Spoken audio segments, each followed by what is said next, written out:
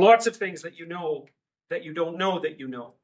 Almost everything is like that, in fact. And it's rather obvious if you think about it, because if you were transparent to yourself and you knew everything you knew, you wouldn't have to study anything about psychology because you'd understand yourself completely. And we understand ourselves poorly. And so we have to study ourselves as individuals, and then, you know, as phenomena in the world, as other people, and as mammals, and as animals, and as living things, and as political actors, and so on, just to get some minor notion of what's actually going on. And what that means in part is that you're more complicated than you can understand. Now, this particular image is a journey to the underworld image, and that's a very, very old idea, journey to the underworld. It's maybe the oldest myth. It's one of the oldest mythological ideas, or one of the oldest archetypal ideas. And the underworld it's a difficult phenomena to grasp. Although you certainly encountered the concept, particularly in movies. So for most of you, how many of you have seen all the Harry Potter movies?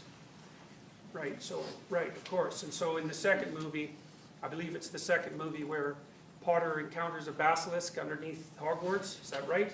The second one? Yeah, well, that story is a journey to the underworld story. And the architectural setup of the movie, by architectural setup, I mean the relationship of Hogwarts, the castle, to the underground structures, is a symbolic representation of the representation of consciousness embedded in culture. And so that would be Potter and his friends embedded in the realm of magical knowledge, so to speak, that's outside of them.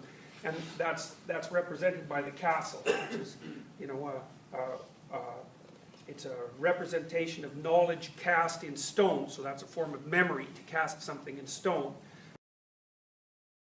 So he's talking here about Jonah and the whale's famous story from the Bible, where Jonah is taken by the whale and he comes out. And it's basically really a story about the underworld. And the underworld, he's going to basically start talking about Jungian psychology. And there's two kind of major famous schools of psychology. One is Freud, of course, with the unconscious mind, repression, and so on and so forth. And the other is the Jungian model. And Jungian is more aspirational. So he really talks about that you've got a conscious and unconscious and a collective unconscious. And the collective unconscious is basically filled with all sorts of symbolic elements, which basically we could call archetypes, like the hero, the maiden, the old hag.